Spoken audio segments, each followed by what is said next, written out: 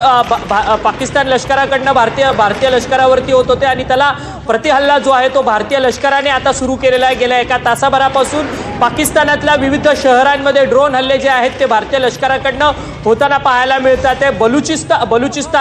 बलुचिस्तानने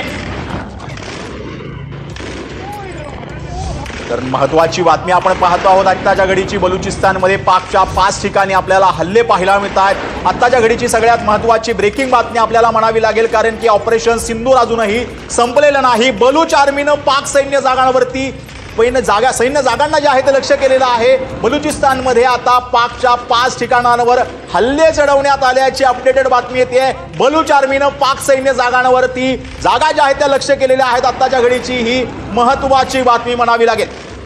Baloch liberation army जी आहे ती आता ॲक्टिवेटेड मोडवरती असल्याचं पाहायला मिळतंय। बलूच आर्मीनं जवळपास पाकिस्तानामधल्या 5 ठिकाणी जे आहेत ते हल्ले केले। त्याचसोबतच बलूच आर्मीसोबतच भारतीय लष्करानं देखील प्रत्युत्तर जे आहे ते पाकिस्तानवरती चढवलेलं आहे, कारण की गेल्या 2 ते 3 तासांपासून पाकिस्तानकडनं भारतीय एअरबेस कॅम्पवरती हल्ला होत होता।